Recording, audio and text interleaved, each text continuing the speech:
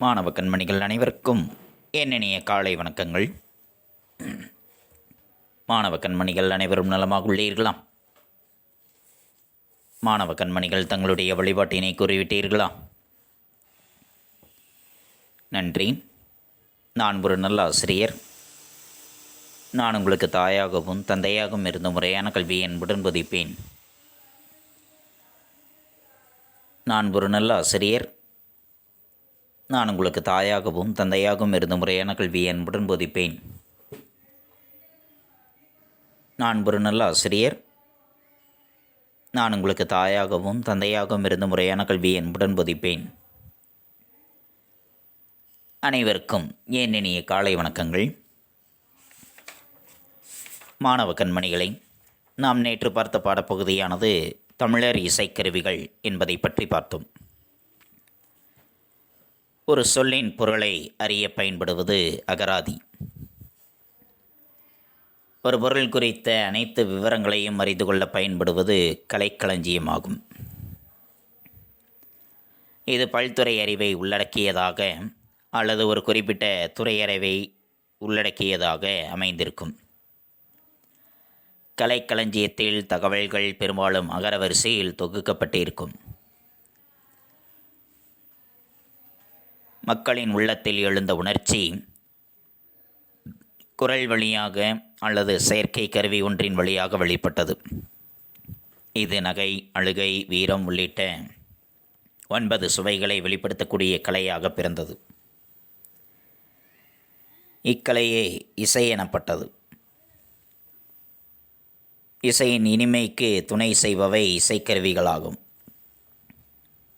காலத் தேவைகள், சமயச் சடங்குகள், திருவிழாக்கள் போன்ற பல நிகழ்வுகளின் பொருட்டு பலவிதமான இசைக்கருவிகள் தோன்றி வளர்ச்சி பெற்றன. இசைக்கருவிகளை இசைத்து பாடல் பாடுவோர் பாணர் எனப்பட்டார்கள். இசைக்கருவிகளானது தோல்கருவி, நரம்புக்கருவி, காற்றுக்கருவி, கஞ்சக்கருவி என்று 4 வகைகளாக இருக்கின்றது. விலங்குகளின் தோளால் மூடப்பட்டு செய்யப்படும் கருவிகள் தோல் கருவிகள் எனப்படும். நரம்பு அல்லது தந்திகளை உடையவை நரம்பு கருவிகள் எனப்படும். காற்றை பயன்படுத்தி இசைக்கப்படுபவை காற்று கருவிகள் எனப்படும். ஒன்றோடு ஒன்று மோதி இசைக்கப்படுபவை கஞ்ச கருவிகள் எனப்படுகின்றன. இவற்றை பற்றித்தான் நாம் நேற்றைய பாடப்பகுதியில் கண்டறிந்தோம். மாணவ கண்மணிகளுக்கு நன்கு புரிந்திருக்கும் என எண்ணுகின்றேன். இன்று நாம் காண்பது இலக்கண பகுதியானது. தொகைநிலை, தொகாநிலை தொடர்கள் என்பதை பற்றி. தொகைநிலை தொடர்கள் என்றால் என்ன? அவற்றினுடைய வகைகள் யாவை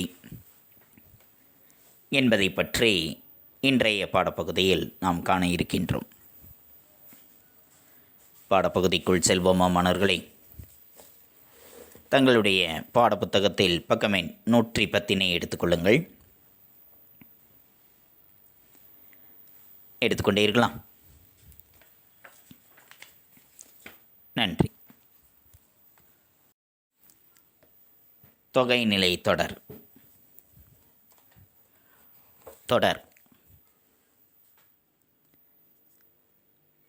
தொடர் என்பதற்கு முன்னால் சொல் என்பதை பற்றி பார்த்தோம். சொல் என்பது யாது? ஒரு எழுத்து தனித்து நின்றோ பல எழுத்துகள் தொடர்ந்து நின்றோ பொருள் தருவது சொல் எனப்படும். ஒரு எழுத்து தனித்து நின்றாலோ அல்லது பல எழுத்துகள் தொடர்ந்து நின்றாலோ அவை பொருள் தருகின்றதென்றால் அது சொல் எனப்படும். அதேபோன்று சொற்கள் பல தொடர்ந்து நின்று பொருள் தருவது சொற்றொடர் அல்லது தொடர் என்பதாகும். உதாரணத்திற்கு, தண்ணீர் பருகினான், சோறு உண்டான், கால்பந்து விளையாடினான் என்று இருக்கின்றது.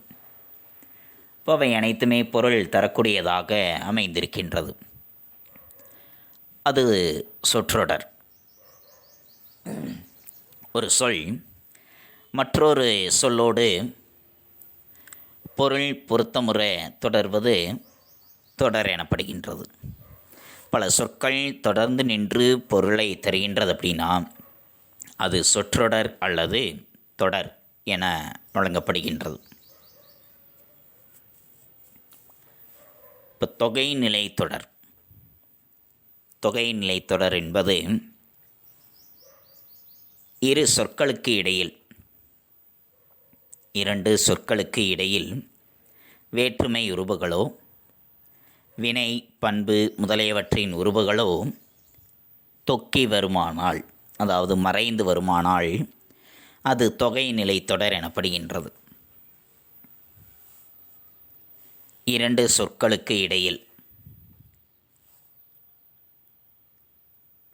இரண்டு சொற்களுக்கு இடையில் வேற்றுமை உருபுகளோ அல்லது வினை பண்பு முதலியவற்றினுடைய உருபுகளோ மறைந்து வருகின்றதென்றால் அதனைத்தான் தொகைநிலை தொடர் என அழைக்கின்றார்கள். இப்போ பெயர் சொல்லோடு வினைச்சொல்லும் பெயர் சொல்லோடு பெயர் சொல்லும் சேரும் தொடரினுடைய இடையில், அதுதான் இரு சொற்களுக்கிடையில் ஒரு பெயர் சொல் அதனோடு ஒரு வினைச்சொல் சேருகின்றது, அல்லது ஒரு பெயர் சொல் அதனோடு இன்னொரு பெயர் சொல் சேருகின்றது என்றால் அந்த இரண்டிற்கும் இடையில் ஏதேனும் ஒரு வேற்றுமை உருபுகளோ அல்லது வினை பண்பு முதலியவற்றினுடைய உருபுகளோ அதில் மறைந்து நிற்கின்றதென்றால் அதுதான் தொகைநிலை தொடர் என்பது. புரிந்ததா மணர்களே? தொகைநிலை தொடர் என்பது என்ன? இரண்டு சொற்களுக்கு இடையில் வேற்றுமை உருபுகளோ வினை பண்பு முதலியவற்றினுடைய உருபுகளோ மறைந்து வருகின்றதென்றால் அதுதான் தொகைநிலை தொடர் என்பது. இப்போ பால் பருகினான் அப்படின்னா, பால் பருகினான் என்றால் பாலை பருகினான். அதில் பாலை ஐ என்ற வேற்றுமை உருபு மறைந்து வருகின்றது. அது மறைந்து நின்று தன்னுடைய பொருளை உணர்த்துகின்றது. ஆக அது தொகைநிலை தொடர் என்பது. இப்படி ஏதேனும் ஒரு வேற்றுமை உருபுகள் அல்லது வினை உருபுகள் அல்லது பண்புறுப்புகள் மறைந்து நின்று வருகின்றதென்றால் அவைதான் தொகைநிலை தொடர் என்பது. புரிந்ததா? நன்றி. தொகைநிலை தொடரினுடைய வகைகள். தொகைநிலை தொடரானது எத்தனை வகையாக இருக்கின்றதென்றால் அது 6 வகையாக இருக்கின்றது. தொகைநிலை தொடர் எத்தனை வகையாக இருக்கின்றது? 6 வகைகளாக இருக்கின்றது. அவை என்னென்ன என்றால் வேற்றுமை தொகை, வினைத்தொகை, பண்புத்தொகை, உவமை தொகை, உம்மை தொகை, அன்மொழி தொகை என்று. தொகைநிலை தொடர் எத்தனை வகைப்படும்? 6 வகைப்படும். என்னென்ன? வேற்றுமை தொகை, வினைத்தொகை, பண்புத்தொகை, உவமை தொகை, உம்மை தொகை, அன்மொழி தொகை என்று 6 வகைகளாக இருக்கின்றது தொகைநிலை தொடரானது. புரிந்ததா மணர்களே? தொகைநிலை தொடர் எத்தனை வகைப்படும்? 6 வகைப்படும். என்னென்ன? வேற்றுமை தொகை, வினைத்தொகை, பண்புத்தொகை, உவமை தொகை, உம்மை தொகை, அன்மொழி தொகை என்று 6 வகைகளாக இருக்கின்றது. புரிந்ததா? அதில் ஒவ்வொரு வகைகளை பற்றியும் காண்போம். வேற்றுமை தொகை. வேற்றுமை தொகை என்பது இரு சொற்களுக்கு இடையில், இரண்டு சொற்களுக்கு இடையில் வேற்றுமை உருபானது மறைந்து வந்து பொருளை தருகின்றதென்றால், இரண்டு சொற்களுக்கிடையில் வேற்றுமை உருபுகள். எவை வேற்றுமை உருபுகள்? ஐ, ஆள், கூ, இன், அது, கண் என்பவை இவைதான் வேற்றுமை இருபுகள்.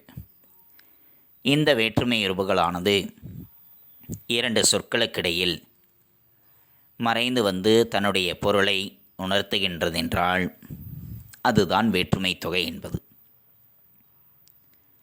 இரண்டாம் வேற்றுமையிலிருந்து ஏழாம் வேற்றுமை வரை இருக்கக்கூடிய வேற்றுமை இருபுகள் ஐ, ஆள், கூ, இன், அது, கண் என்ற வேற்றுமை இருபுகள்.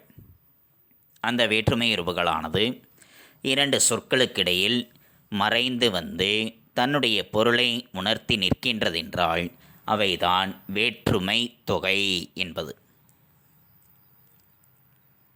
இப்போ திருக்குறள் படித்தாள் என்று இருக்கின்றது. திருக்குறள் படித்தாள் அப்படின்னா அதனுடைய பொருள் என்ன வரும்? திருக்குறளை படித்தாள் என்ற பொருள் வரும். இப்போ திருக்குறளை என்று வரும் பொழுது ஐ என்ற இரண்டாம் வேற்றுமை உருவானது அங்கே மறைந்து வருகின்றது. வெளிப்படையாக வரவில்லை, மறைந்து வருகின்றது. மறைந்து வந்து தன்னுடைய பொருளை அது உணர்த்துகின்றது. ஆக அது வேற்றுமை தொகை என்பது. அதேபோல் திருவாசகம் படித்தான் அப்படின்னா திருவாசகத்தை படித்தான். இப்போ திருவாசகத்தை படித்தான், எதனை படித்தான்? திருவாசகத்தை அவன் படித்தான். இப்போ திருவாசகத்தை ஐ என்று வருகின்றது. அப்போ ஐ என்பது இரண்டாம் வேற்றுமை தொகை. அடுத்து மூன்றாம் வேற்றுமைக்கான உருவு ஆள் என்பது. தலை வணங்கு. தலை வணங்கு, தலையால் வணங்கு, உன்னுடைய தலையால் வணங்கு என்று பொருள். அப்படின்னா உன்னுடைய தலையால் நீ வணங்க வேண்டும். அப்போ ஆள் என்ற வேற்றுமை உருவு அங்கே மறைந்து வருகின்றது. ஆக அது மூன்றாம் வேற்றுமை தொகை. சிதம்பரம் சென்றான். சிதம்பரம் சென்றான் அப்படின்னா என்ன வருகின்றது?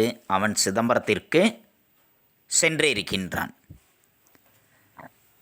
அப்போ சிதம்பரத்திற்கு கு வருகின்றதாம். நான்காம் வேற்றுமைக்கான உருவு சிதம்பரத்திற்கு சென்றான். அப்போ அது நான்காம் வேற்றுமை தொகை. மலைவீழ் அருவி. மலைவீழ் அருவி அப்படின்னா மலையின் வீழ் அருவி, மலையிலிருந்து கீழே விழுகின்ற அருவி. அப்போ மலையின் இன் என்ற ஐந்தாம் வேற்றுமை உருவானது அங்கே மறைந்து வருகின்றது. ஆக அது ஐந்தாம் வேற்றுமை தொகை. அதேபோல் கம்பர் பாடல். இது யாருடைய பாடல்? கம்பர் பாடல் அப்படின்னா கம்பரது பாடல். இது கம்பர் எழுதிய பாடல், அதுதான் கம்பரது பாடல். அது என்ற வேற்றுமை இருபு ஆறாம் வேற்றுமை இருபு வெளிப்படையாக வருகில்லை, மறைந்து வருகின்றது, தன்னுடைய பொருளை உணர்த்துகின்றது. ஆக இது ஆறாம் வேற்றுமை தொகை. மலைக்குகை. மலை குகை, மலைக்கண் குகை, மலையில் குகை. இப்போ குகையானது எங்கிருக்கின்றது? மலையில் இருக்கின்றது. அப்போ கண் என்ற வேற்றுமை இருபு, ஏழாம் வேற்றுமை இருபு அங்கே மறைந்து வருகின்றது. ஆக அது ஏழாம் வேற்றுமை தொகை.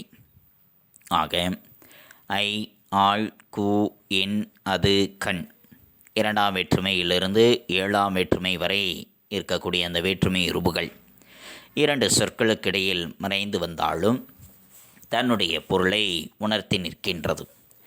ஆக அவை வேற்றுமை தொகை. இப்போ அதனோடு வேற்றுமை உருபும் பயனும் உடன் தொக்க தொகை. அதில் பார்க்கும் பொழுது நீர்க்குடம். நீர்க்குடம் ஒரு தொடரில் வேற்றுமையுருவும் அதனுடைய பொருளை விளக்கக்கூடிய பயனும் மறைந்து வருகின்றதென்றால் அதுதான் உருபும் பயனும் உடன் தொக்க தொகை என்பது. ஒரு தொடரில், ஒரு சொற்றொடரில் வேற்றுமையுருவும் அதனுடைய பொருளை விளக்கக்கூடிய பயனும் மறைந்து வருகின்றது என்றால் அது உருபும் பயனும் உடன் தொக்கத்தொகை என்பது. இப்போ நீர்க்குடம் அப்படின்னு இருக்கின்றது. நீர்க்குடம் அப்படின்னா அதனை பிரிக்கும் பொழுது நீரை உடைய குடம், நீரை உடைய குடம் என்று வரும். இப்போ நீரை உடைய குடம் அப்படின்னா தண்ணீரை உடைய குடம். நீரை ஐ வேற்றுமையுருபு. அந்த வேற்றுமையுருபும் அதனுடைய பொருளை விளக்கக்கூடிய பயன் உடைய என்ற பயனும் அவை இரண்டுமே மறைந்து வந்திருக்கின்றது. ஆக அதுதான் உருபும் பயனும் உடன் தொக்கத்தொகை என்பது. இப்போ பணப்பை அப்படின்னா பணத்தை கொண்ட பை அல்லது பணத்தை உடைய பை. பணத்தை ஐ என்ற வேற்றுமையுருபு, உடைய கொண்ட இது அந்த உருவினுடைய பயன். ஆக இவை இரண்டுமே மறைந்து வந்திருக்கின்றது. அப்போ இது வேற்றுமையுருவும் பயனும் உடன் தொக்கத்தொகை என்பது. ஆக ஒரு தொடரில் வேற்றுமையுருவும் அதனுடைய பொருளை விளக்கக்கூடிய சொல்லும் அதாவது பயனும் மறைந்து வருகின்றது என்றால் அது உருவும் பயனும் உடன் தொக்கத்தொகை என்பது. பொற்சிலை, பொன்னாள் ஆகிய சிலை. ஆள் மூன்றாம் வேற்றுமையுருவு, அதனுடைய பயன் ஆகிய என்பது. மாட்டுக் கொட்டகை, மாட்டுக்கு கட்டப்பட்ட கொட்டகை. மாட்டுக்கு நான்காம் வேற்றுமையுருவு, கட்டப்பட்ட அதனுடைய பயன். இது நான்காம் வேற்றுமையுருவும் பயனும் உடன் தொக்கத்தொகை. ஆக ஒரு தொடரில் வேற்றுமையுருவும் அதனுடைய பொருளை விளக்கும் சொல்லும் மறைந்து வருவது உருவும் பயனும் உடன் தொக்க தொகை என்பது. புரிந்ததா மாணவர்களே? நன்றி. வினைத்தொகை. வினைப்பகுதிகள். காலத்தை காட்டக்கூடிய இடைநிலையும் பெயரெச்ச விகுதியும் மறைந்து வரும் பெயரெச்சம் வினைத்தொகை எனப்படுகின்றது. காலத்தை காட்டக்கூடிய இடைநிலை என்ன காலம் என்ற அந்த காலத்தை காட்டக்கூடிய இடைநிலைகள்,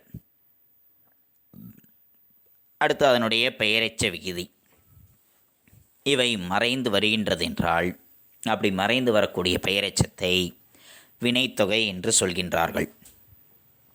உதாரணத்திற்கு ஆடுகொடி என்று அங்கே இருக்கின்றது. ஆடுகொடி அப்படின்னா ஆடிய கொடி, ஆடுகின்ற கொடி, ஆடும் கொடி என்று வரும். சரியா? அப்போ அதில் காலத்தை காட்டக்கூடிய பெயரெச்சங்கள் ஆடிய, ஆடுகின்ற, ஆடும் என்ற அந்த காலத்தை காட்டக்கூடிய இடைநிலை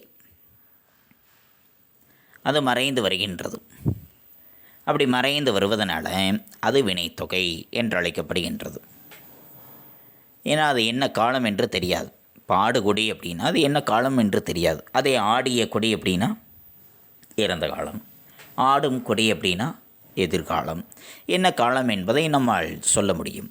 அப்படி அந்த காலத்தை காட்டக்கூடிய இடைநிலையும் அதனுடைய பெயரெச்ச விகுதியும் மறைந்து வரக்கூடிய பெயரெச்சம்தான் வினைத்தொகை என்பது. உதாரணத்திற்கு சுடுசோறு, சுடுசோறு என்று இருக்கின்றது. சுடுசோறு என்பதை சுட்ட சோறு, சுடுகின்ற சோறு, சுடும் சோறு என்று 3 காலத்திற்கும் பொருந்தும்படி நாம் விரித்து பொருள் தரலாம். அப்போ அதில் காலத்தை காட்டக்கூடிய இடைநிலையானது மறைந்து வருகின்றது. அதே போன்று ஊறுகாய், ஊறிய காய், உருகின்ற காய், ஊறும் காய் என்று 3 காலத்திற்கும் பொருந்தும்படி விரிந்து பொருளை தரும். இப்படி காலத்தை காட்டக்கூடிய இடைநிலைகளும் அதனுடைய பெயரெச்ச விகுதியும் மறைந்து வரக்கூடிய அந்த பெயரெச்சத்தை வினைத்தொகை என்று சொல்கின்றார்கள். புரிந்ததா மன்னர்களே? வினைத்தொகை என்பது காலத்தை காட்டக்கூடிய இடைநிலையும் பெயரெச்ச விகுதியும் மறைந்து வருகின்ற பெயரெச்சத்தை வினைத்தொகை என்றழைப்போம். புரிந்ததா? நன்றி. பண்புத்தொகை. அடுத்தது பண்புத்தொகையானது பண்பை குறிக்கக்கூடிய சொல். பண்பை குறிக்கக்கூடிய சொல் அப்பண்பை உடைய பொருளை குறிக்கும் சொல்.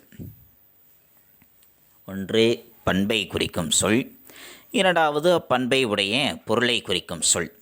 ஆகிய இந்த இரண்டு சொற்களுக்கும் இடையே ஆகிய என்ற பண்புருவானது மறைந்து வருகின்றது என்றால் அதுதான் பண்புத்தொகை என்பது. பண்பை குறிக்கக்கூடிய சொல்லும் அந்த பண்பை உடைய பொருளை குறிக்கும் சொல்லும் ஆகிய இந்த இரண்டு சொற்களுக்கும் இடையே ஆகிய என்ற பண்புருவு மறைந்து வருகின்றது என்றால் அது பண்புத்தொகை. புரிந்ததா? பண்பு பெயருக்கும் அது தழுவி நிற்கக்கூடிய பெயர் சொல்லுக்கும் இடையே பண்பு பெயருக்கும் அது தழுவி நிற்கக்கூடிய பெயர் சொல்லுக்கும் இடையே ஆன ஆகிய என்ற பண்புருவுகள் மறைந்து வருகின்றதென்றால் அதுதான் பண்புத்தொகை என்பது. புரிந்ததா? பண்பு பெயருக்கும் அது தழுவி நிற்கக்கூடிய பெயர் சொல்லுக்கும் இடையே ஆகிய ஆன என்ற பண்புருவுகள் மறைந்து வருவது பண்புத்தொகை எனப்படும். உதாரணத்திற்கு கருங்குவளை. கருங்குவளை என்பதை பிரிக்கும் பொழுது கருமையான குவளை,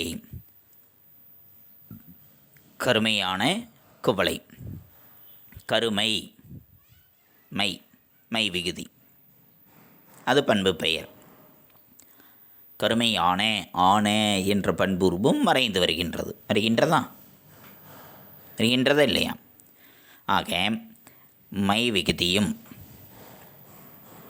ஆகிய ஆன என்ற பண்புருவுகளும் மறைந்து வருகின்றதென்றால் அது பண்புத்தொகை.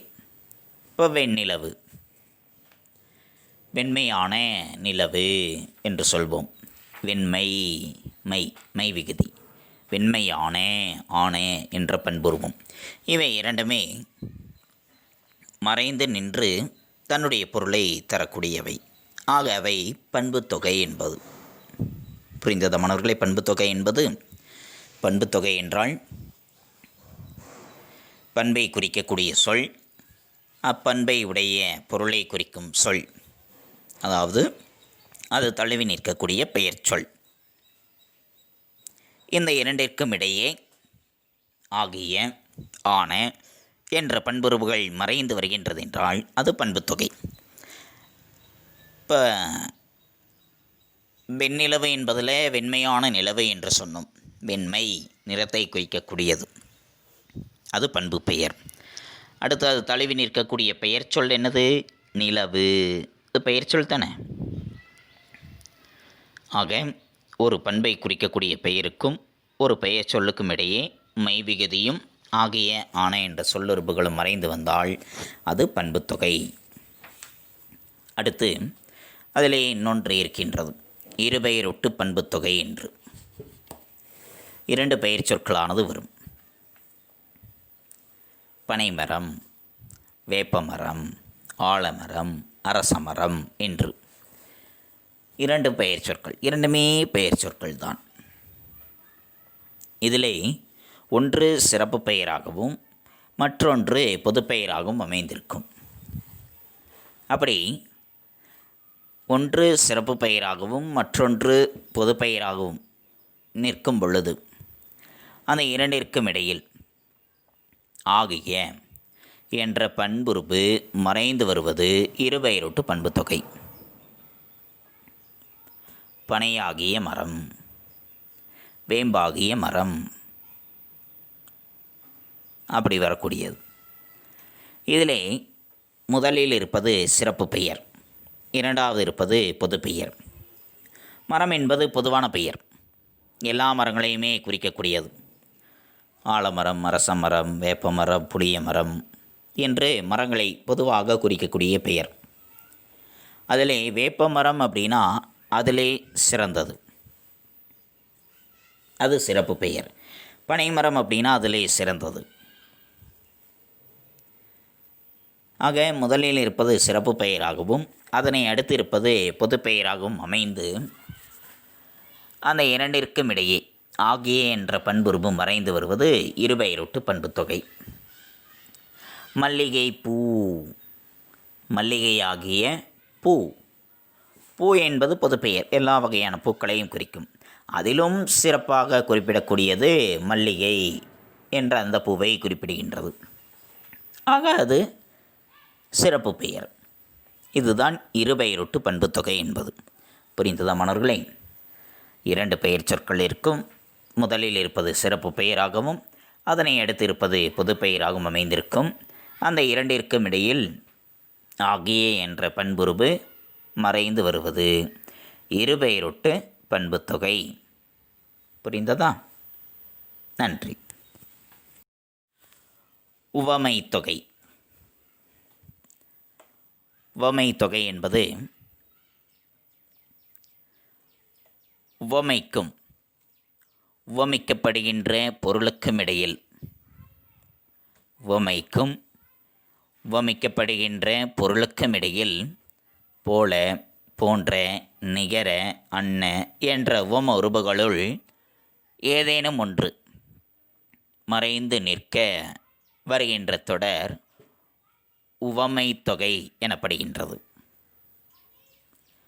உவமைக்கும் உவமேயத்திற்கும் இடையே போல, போன்ற, நிகர, அன்ன முதலிய உவம உருபுகளுள் ஏதேனும் ஒன்று மறைந்து வருகின்றதென்றால் அதுதான் உவமை தொகை என்பது.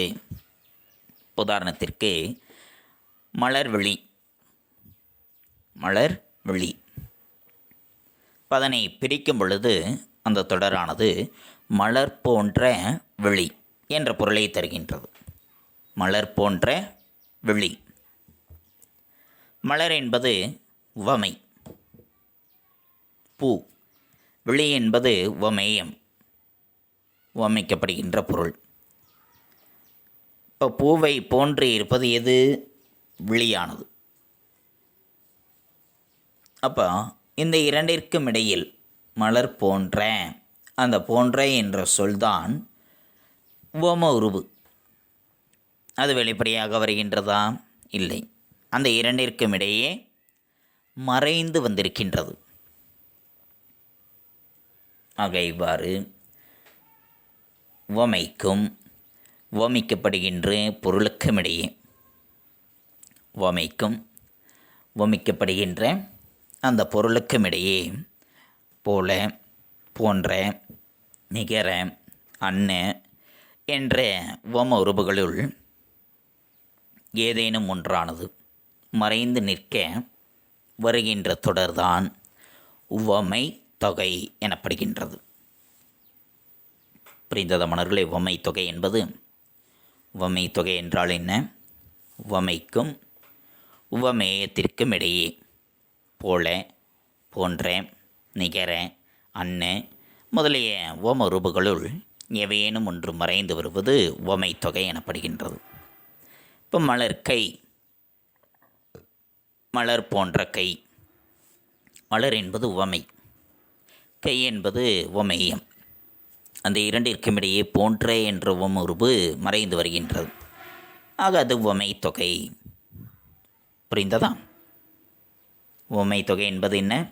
உவமைக்கும் உவமேயத்திற்கும் இடையே உவம உருபு மறைந்து வருவது உவமை தொகை எனப்படுகின்றது. நன்றி. உம்மை தொகை. உம்மை உம்மை தொகை என்பது இரண்டு சொற்களுக்கு இடையில், இரண்டு சொற்களுக்கு இடையிலும் அதனுடைய ஈற்றிலும் என்னும் எண்ணிடை சொல் மறைந்து வருவது உம்மை தொகை எனப்படுகின்றது. இரண்டு சொற்களுக்கு இடையில் பார்க்கும் பொழுது, அதனுடைய இறுதியில் பார்க்கும் பொழுது என்ற எண்ணிடை சொல்லானது மறைந்து வருகின்றது என்றால் அது உம்மை தொகை என்பது. இப்போ இரவு பகல், சரியா, தாய் தந்தை என்று பார்க்கின்றோம். இப்போ இரவும் பகலும் தாயும் தந்தையும் என்று விரிந்து பொருளை தருகின்றது. அப்போது அதில் இருக்கக்கூடிய சொற்களினுடைய இடையில் இரவு பகல், இரவும் இடையில், இறுதியில் பகலும், ஆக அந்த சொற்களினுடைய இடையிலும் இறுதியிலும் என்ற இடைச்சொல்லானது மறைந்து நின்று தன்னுடைய பொருளை தருகின்றது. இவ்வாறு சொற்களுக்கு இடையிலும் இறுதியிலும் என்னும் இடைச்சொல் மறைந்து நின்று பொருள் தருவதை உம்மை தொகை என்று சொல்கின்றார்கள். இதுதான் உம்மை தொகை என்பது. உம்மை தொகை என்பது இரு சொற்களுக்கு இடையிலும் ஈற்றிலும் என்னும் எண்ணிடை சொல் மறைந்து வருவது உம்மை தொகை என்பது. புரிந்ததா மணர்களே? இப்போ வெற்றிலை பாக்கு, வெற்றிலையும் பாக்கும் என விரிந்து வரும். அதேபோல் சொற்களினுடைய இடையிலும் இறுதியிலும் என்பது மறைந்து வந்திருக்கும். அப்படி மறைந்து வந்திருப்பதனால் இது உம்மை தொகை. புரிந்ததா? உம்மை தொகை என்பது இரு சொற்களுக்கு இடையிலும் இறுதியிலும் என்ற இடைச்சொல்லானது மறைந்து நின்று பொருளை தரும். அதேபோன்று எண்ணும்மை என்பது வரும். அது ஒன்றுக்கும் மேற்பட்ட சொற்களில் என்னும் உருவு வெளிப்பட வருவது எண்ணும்மை. வெளிப்பட வரும் இரவும் பகலும் பசுவும் கன்றும் அப்படின்னு வெளிப்படையாக வந்தால் அது எண்ணும்மை. ஆனால் இதில் மறைந்து வருகின்றது. இரவு பகல் அப்படின்னு வந்தால் உம்மை தொகை. இரவும் பகலும் அப்படின்னு வெளிப்படையாக வந்ததுன்னா அது என்னது? எண்ணும்மை. புரிந்ததா மாணவர்களே? நன்றி. அன்மொழி தொகை, தொகை நிலை தொடரினுடைய கடைசி வகை அன்மொழி தொகை என்பது. அன்மொழி தொகையானது வேற்றுமை, வினை, பண்பு, உவமை, உம்மை ஆகிய இந்த தொகைகளை வேற்றுமை, வினை, பண்பு, உவமை, உம்மை ஆகிய இந்த தொகைகளை அடுத்து ஈற்றில் வேறு ஒரு சொல் மறைந்து வருமாறு அமைவது அன்மொழி தொகை என்பது.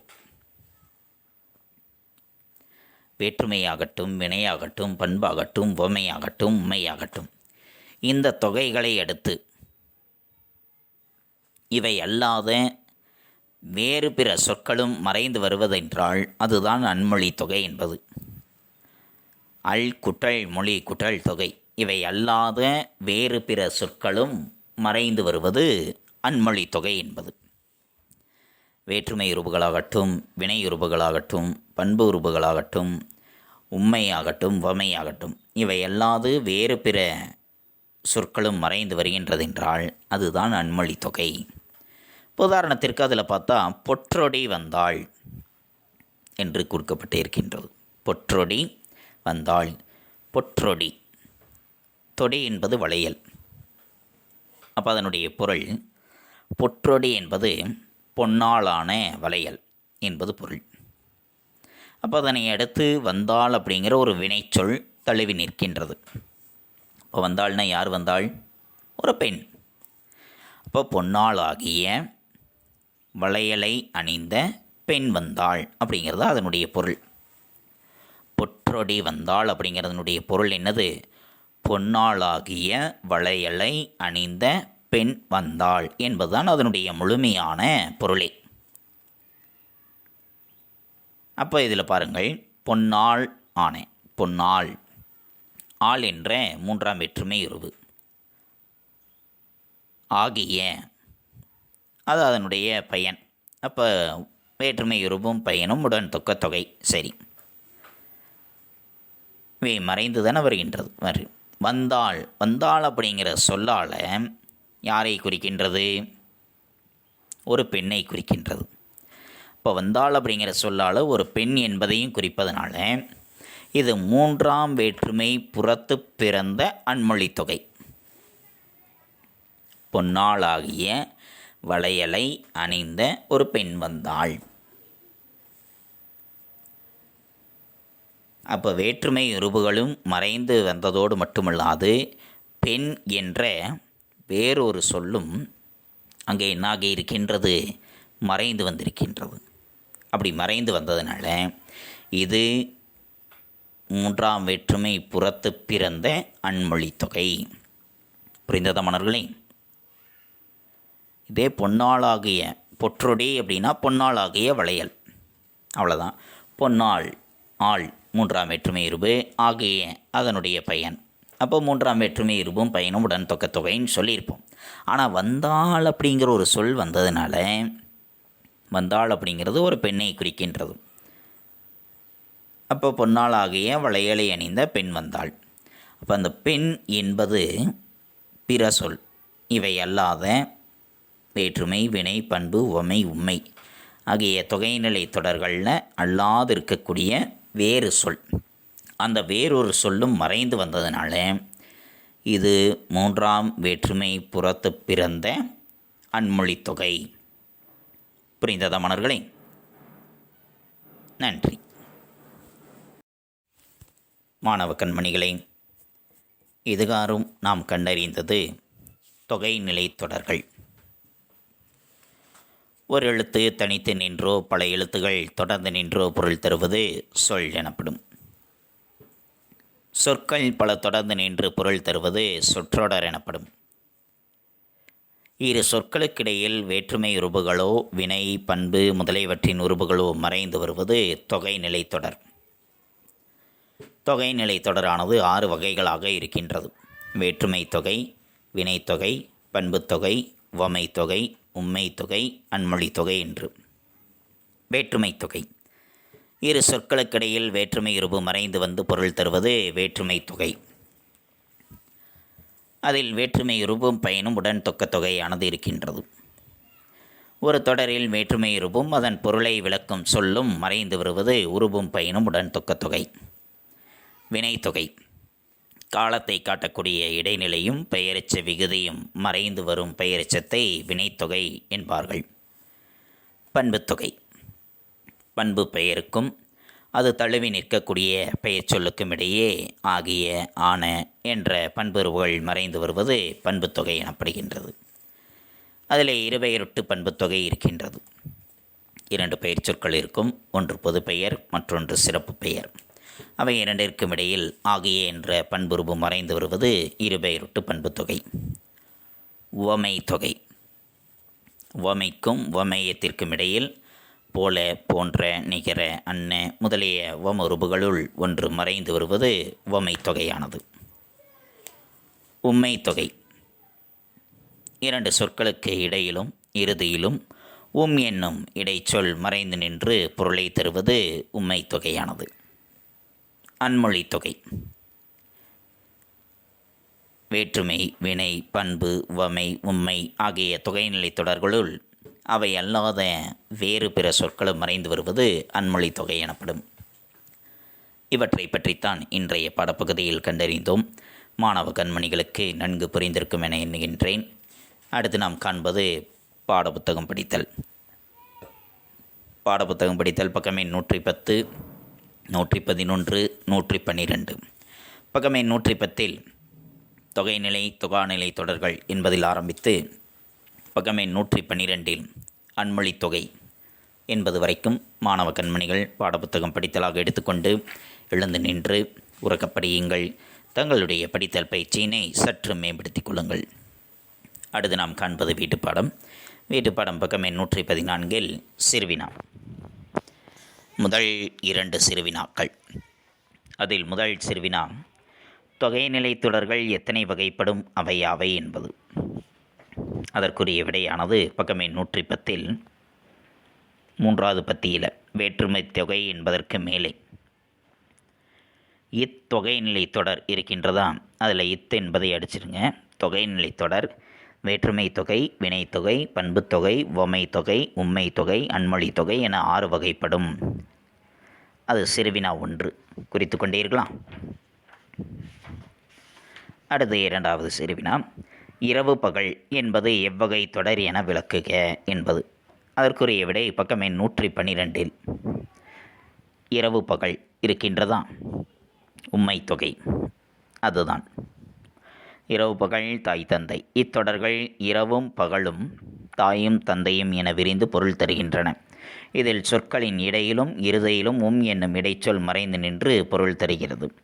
இவ்வாறு சொற்களுக்கு இடையிலும் இறுதியிலும் என்னும் இடைச்சொல் மறைந்து நின்று பொருள் தருவதை உம்மை தொகை என்பர்.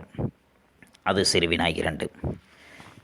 இந்த 2 சிறுவினாக்களும் தான் இன்றைய வீட்டுப்பாடம். குறித்து கொண்டீர்களா? அந்த 2 சிறுவினாக்களையும் ஒரு முறை எழுதி பலமுறை படித்து கொள்ளுங்கள். தெளிவுரை எழுதுங்கள், தெளிவுற படியுங்கள். தங்களுடைய படித்தல் பயிற்சியும் தங்களுடைய கையெழுத்து பயிற்சியும் சற்று மேம்படுத்திக் கொள்ளுங்கள். மீண்டும் அடுத்த பாட வேளையில் சந்திப்போம். நன்றி, வணக்கம்.